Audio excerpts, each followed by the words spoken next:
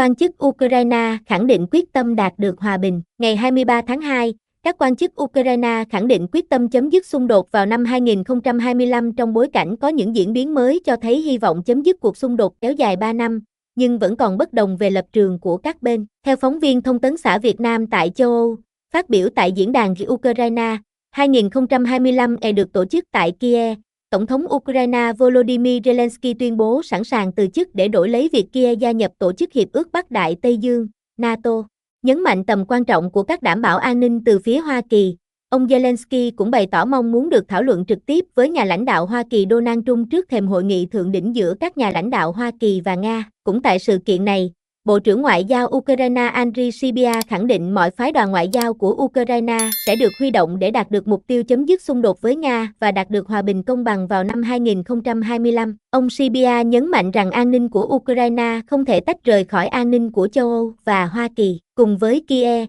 các quan chức châu Âu cũng đang tìm cách điều chỉnh theo những thay đổi bất ngờ trong chính sách đối ngoại của Washington dưới thời Tổng thống Donald Trump. Ngày 23 tháng 2, tại Brussels, Chủ tịch Hội đồng châu Âu Antonio Costa tuyên bố rằng một hội nghị thượng đỉnh đặc biệt của châu Âu về xung đột Ukraine sẽ được tổ chức vào ngày 6 tháng 3. Tại một sự kiện ở Glasgow cùng ngày, Thủ tướng Anh Keir Starmer đã nhắc lại lập trường của London rằng không thể có cuộc đàm phán nào về tương lai của Ukraine nếu không có sự tham gia của Ukraine. Ông cũng bày tỏ sự ủng hộ đối với lời kêu gọi của Hoa Kỳ rằng châu Âu phải chịu trách nhiệm lớn hơn đối với an ninh của mình và khẳng định rằng Anh sẽ đóng vai trò dẫn đầu. Thủ tướng Starmer và Tổng thống Pháp Emmanuel Macron dự kiến sẽ đến thăm Washington trong tuần này để kêu gọi hỗ trợ cho Ukraine. Theo truyền thông Hoa Kỳ, các nhà lãnh đạo Pháp và Anh có thể gửi một kế hoạch dự thảo về việc triển khai lực lượng gìn giữ hòa bình của Anh và Pháp tại Ukraine cho Tổng thống Hoa Kỳ Donald Trump vào ngày 27 tháng 2 để yêu cầu Washington hỗ trợ quân sự. Cùng ngày, ông Friedrich Merz,